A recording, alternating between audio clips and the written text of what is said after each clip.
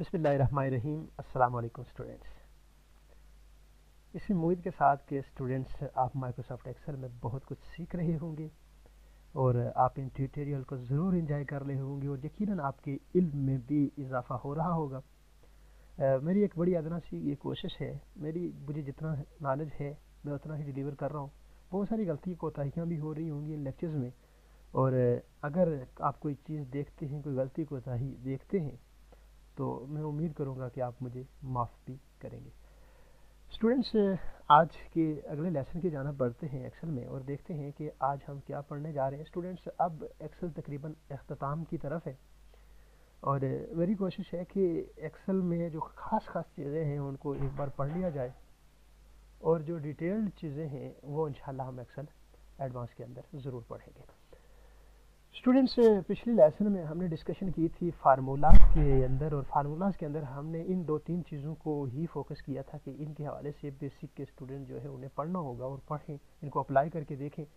आज जो अगला टैब है जो है डेटा, इसको मैं कम्प्लीटली स्किप कर रहा हूँ इन लेक्चर्स में। उसकी वजह यह है कि बेसिक के स्टूडेंट के लिए ये इतना ज़रूरी नहीं है इसका जानना। हाँ, एडवांस के स्टूडेंट के लिए ज़रूरी है, बहुत ज़रूरी है, क्योंकि एक्सेल का वर्क हम यहाँ पर इंपोर्ट करते हैं, कुछ वेब से रिलेटेड चीज़ें भी होती हैं। तो जो बेसिक के स्टूडेंट के लिए शायद ऐसा जितना ज़रूरी नहीं है। जो चीज़ें ज़रूरी हैं उन पर हम डिस्कशन करते हैं। इस टैब को फिल वक्त पूरे एक्सेल में हम बेसिक के कोर्स में सिर्फ डेटा टैब को इग्नोर कर रहे हैं, आगे जा रहे हैं रिव्यू टैब पर। और रिव्यू टैब का इस्तेमाल होता भी है और करते भी हैं हम जहाँ ज़रूरत पड़ती है। बेसिकली ये जो टैब्स हैं ये ज़रूरत के मुताबिक ही इस्तेमाल होते हैं। आपने देखा था कि अगर होम और इंसर्ट आपको आ रहे हैं तो एक्सेल पर आप काम कर सकते हैं और अच्छा खासा काम कर सकते हैं। ये चीज़ें ज़रूरत के मुताबिक है, थोड़ा सा एडवांस लेवल काम करना है तो इन चीज़ों का इस्तेमाल करना है। रिव्यू क्या है? बेसिकली रिव्यू, आपने जो शीट बनाई होती है उसका रिव्यू ही होता है। रिव्यू क्या मतलब? उसको एक नज़र देखना, कांट छांट करना होता है उसमें। मैं अगर किसी जगह पर स्पेल की गलती कर रहा हूँ तो वो रिव्यू पर जाकर मैं उसे करेक्ट कर सकता हूँ। रिव्यू के अंदर और भी बहुत सारी चीज़ें हैं, डिक्शनरी के कुछ वर्ड फाइंड करने हैं वो कर सकता हूँ, कोई कमेंट्स देने हैं शीट के हवाले से तो वो दे सकता हूँ। ये सारी चीज़ें रिव्यूज़ के अंदर डिस्कस की जाती हैं, सॉरी रिव्यू मेन्यू के अंदर डिस्कस की जाती है। स्टूडेंट, रिव्यू मेन्यू के अंदर सबसे पहली चीज़ है स्पेलिंग। जो ही मैं यहाँ पर क्लिक करता हूँ और यस, जो ही मैं यहाँ पर क्लिक करता हूँ और आप देख सकते हैं कि मैं यहाँ पर क्लिक करते ही आपको ये जो गलत स्पेलिंग है उनको ढूंढ ढूंढ कर बता रहे हैं। अभी इसने पहला स्पेलिंग जो ढूंढा है इस शीट के अंदर गलत, वो ये है कि कॉलेज इसने कहीं ढूंढा है कि ये स्पेलिंग आपने गलत लिखे हुए हैं। मैं गौर करता हूँ और बिल्कुल कॉलेज की स्पेलिंग मैंने गलत लिखे हुए हैं, COLLEGE लिख दिया।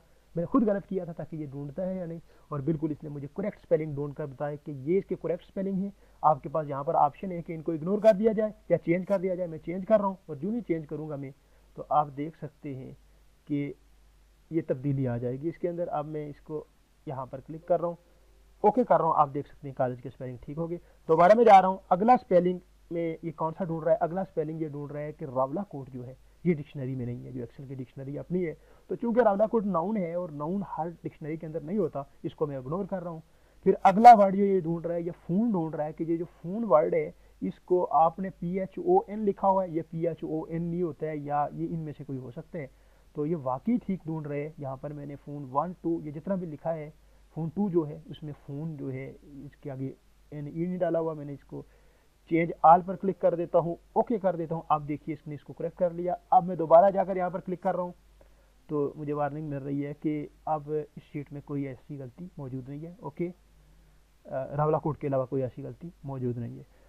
तो स्टूडेंट्स, इस तरह आपको अंदाज़ा हो गया होगा कि स्पेलिंग हम शीट के अंदर, चूँकि मेरे पास तो कुछ वर्ड ही 5-6 लिखे हुए थे, अगर ज़्यादा होंगे तो बड़े आराम से आप उनको ढूंढ सकते हैं, उनको चेक कर सकते हैं और उनको रिमूव भी कर सकते हैं।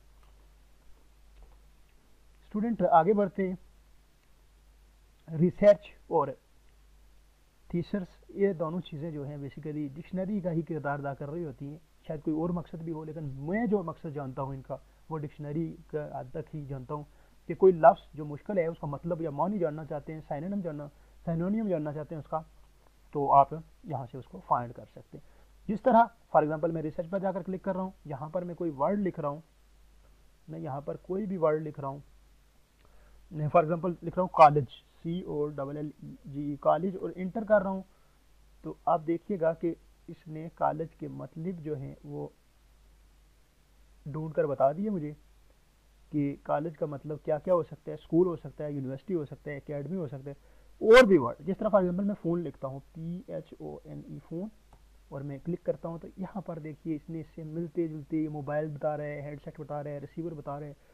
तो ये सारी चीज़ें आप रिसर्च के अंदर भी कर सकते हैं। और आगे है थीसर, THESAUR, थीसर, इसी में पढ़ रहा हूँ, प्रोनाउंसिएशन शायद इसकी मुख्तलिफ हो, इसको मैं क्लोज कर रहा हूँ। इसका फंक्शन भी यही है, सेम। किसी भी वर्ड का मतलब आपको चाहिए, जिस तरह जेंडर है, GANDER, और मैं एंटर कर रहा हूँ तो ये इसने मिलते जुलते मतलब मुझे बताए, जो इसके मतलब हैं इंग्लिश में ही बता रहे हैं, साइनोनिम इनको बोलते हैं आई थिंक।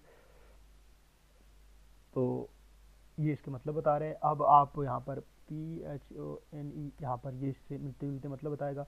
तो इस तरह इनका इस्तेमाल भी, अगर कोई वर्ड नहीं समझ आ रहा आपको तो यहाँ लिख कर उससे मिलता जुलता मतलब आप फाइंड कर सकते हैं कि क्या मतलब हो सकता है इसका।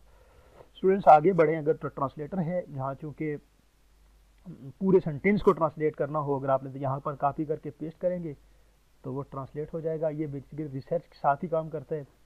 नेट्स के साथ कनेक्ट होगा तो उसकी ट्रांसलेशन किसी भी लैंग्वेज के अंदर आप कर सकते हैं, अदरवाइज पॉसिबल नहीं होगा, लेकिन इसका कोई इतना खास इस्तेमाल नहीं है। अगला है कमेंट। कमेंट की ज़रूरत होती है बाज़। कमेंट क्या है? फॉर एग्जांपल मैं यहाँ पर एक शीट मैंने बना दी, एक टेम्पलेट बना लिया, और मैं यहाँ पर कमेंट छोड़ देता हूँ अपने अगले बंदे के लिए जो इसको इस्तेमाल करेगा, कि यहाँ पर आपने क्लास 10th के जो पास स्टूडेंट हैं उनके मार्क्स लिखने इन इस फील्ड के अंदर। तो यहाँ पर मैं कमेंट्स की सूरत में लिख सकता हूँ। जो ही मैं न्यू कमेंट्स पर जाऊँगा, यहाँ पर एक कमेंट का इजाफा हो गया। इस कमेंट को मैं जहाँ पर लिखना चाहता हूँ वहाँ पर मैं, यहाँ अभी कर्सर यहाँ मौजूद था इसलिए यहाँ है, Ctrl Z करता हूँ मैं और कर्सर को यहाँ लेकर आता हूँ, और अब मैं न्यू कमेंट ऐड कर रहा हूँ। देखिए यहाँ पर कमेंट ऐड हो गया। यहाँ पर मैं लिख सकता हूँ PLEAS एंटर 10th है। तो अब बाय पर क्लिक करता हूँ। जो ही कोई बंदा जिसके पास ये शीट है, बनाई मैंने है, अगले बंदे की एक इंस्ट्रक्शन के लिए, एक हिदायत के लिए मैंने कमेंट छोड़ दिया, तो जो यूं ही यहाँ पर आएगा तो उसको यहाँ लिखा हुआ आएगा please enter the 10th marks here. तो यहाँ पर मैं लिख रहा हूँ कि please enter this field WhatsApp number. तो यहाँ पर गया और मैं कमेंट के अंदर गया और मैंने यहाँ लिख दिया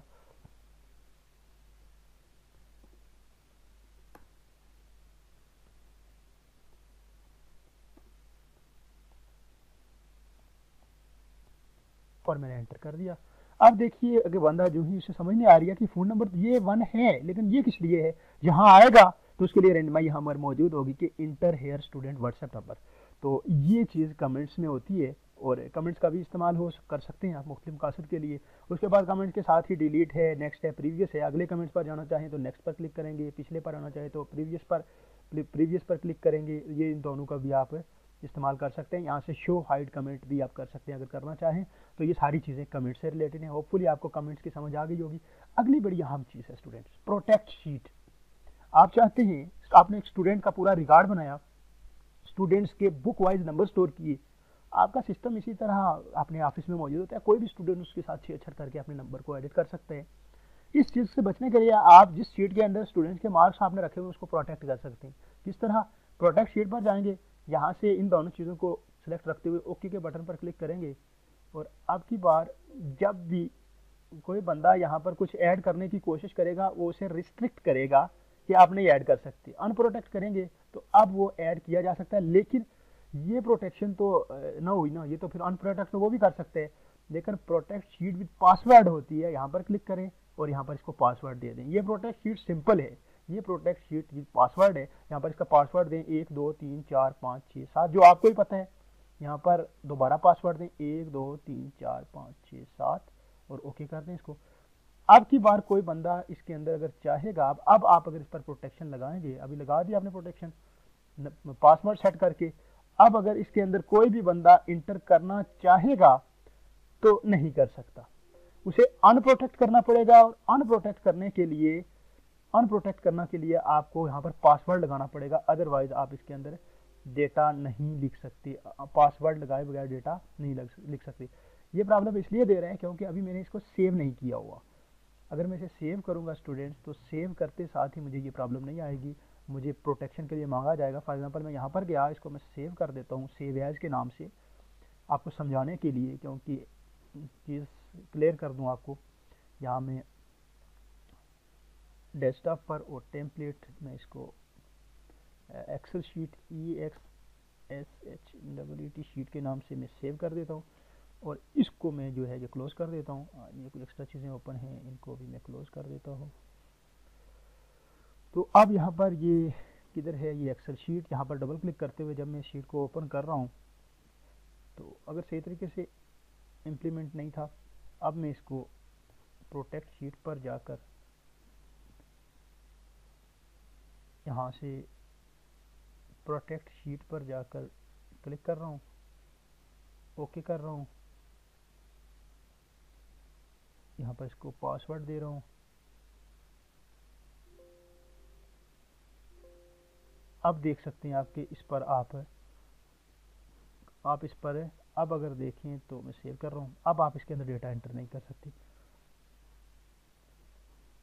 नहीं होना चाहिए। अगर हो रहा हो तो वो गलती होती है, प्रोटेक्शन सही तरीके से नहीं लगी होती। अब देखें आप डेटा नहीं कर सकती। यहाँ पर जब भी मैं डेटा एंटर करने के लिए कोशिश कर रहा हूँ तो मुझे कहा जा रहा है कि इसको प्रोटेक्ट शीट है, ये प्रोटेक्टेड शीट है, इस शीट को क्या करो, अनप्रोटेक्ट करो, फिर आप डेटा एंटर कर सकते हो किसी भी जगह पर। किसी भी जगह पर मैं अगर एंटर करने की कोशिश कर रहा हूँ तो यहाँ पर मुझे वार्निंग आ रही है। तो इसको किस तरह हैंडल किया जाए, यहाँ पर रिव्यू पर ही जाएं और यहाँ से अनप्रोटेक्ट करें, और जो ही अनप्रोटेक्ट करेंगे तो आप इसके अंदर डेटा एंटर कर सकते हैं। लेकिन स्टूडेंट्स यहाँ पर एक गलती हो रही है, जो मुझसे हो रही है। आई थिंक ये अनप्रोटेक्ट इस तरह नहीं होना चाहिए, अनप्रोटेक्ट भी पासवर्ड के ज़रिए होना चाहिए। यहाँ पर जब मैंने इसे प्रोटेक्ट किया था तो यहाँ पर एक चीज़ मैंने सेट नहीं की थी, वो ये थी कि यहाँ पर मैंने पासवर्ड एंटर नहीं किया था।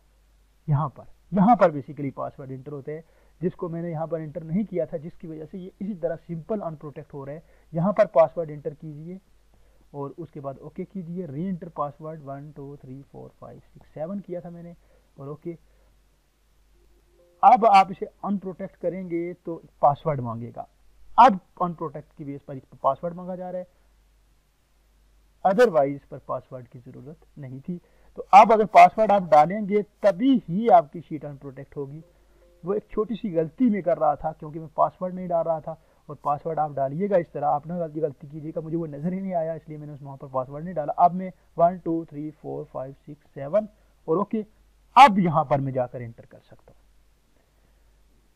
अब दोबारा प्रोटेक्ट है तो इसी तरह पासवर्ड दीजिए, इसको यहाँ पर पासवर्ड दीजिए। क्योंकि मैं यहाँ पर पासवर्ड सेट नहीं कर रहा था, ओके कर रहा था और फिर अगली शीट पर जा रहा था, इस वजह से प्रॉब्लम आ रही थी। 1 बैटरी इज लो, 1 2 3 4 5 6 7 8 कर देता हूँ, ओके। और यहाँ पर दोबारा री एंटर 1 2 3 4 5 6 7 8 और ओके। अब आप यहाँ पर डेटे को एंटर नहीं कर सकते जिस तरह पहले कर रहे थे। आप अगर अनप्रोटेक्ट करेंगे वो सिंपल नहीं होगा, अनप्रोटेक्ट के लिए भी वो पासवर्ड मांगेगा, और ये वही बंदा पासवर्ड इसका एंटर कर सकता है जिसको पासवर्ड इसका पता हो। अदरवाइज कोई दूसरा डायरेक्ट अनप्रोटेक्ट नहीं कर सकता। जो पासवर्ड मैंने डाला था 1 2 3 4 5 6 7 और 8 था अब की बार और ओके। अब मैं इसके अंदर डेटा जहाँ चाहूँ डाल सकता हूँ। तो स्टूडेंट्स इस तरह आपने देखा कि शीट को प्रोटेक्ट कर सकते हैं और प्रोटेक्शंस पर इम्प्लीमेंट कर सकते हैं। जल्दी से चलते हैं आगे अगले लेक्चर पर। या आज का लेक्चर खासा लंबा हो चुका है, बड़ा हो चुका है, और इंशाअल्लाह हम यहाँ से ही नेक्स्ट लेक्चर काउंट करेंगे, यहाँ से ही कंटिन्यू करेंगे। अगले लेसन तक के लिए मुझे इजाज़त दीजिए। अल्लाह हाफ़िज़।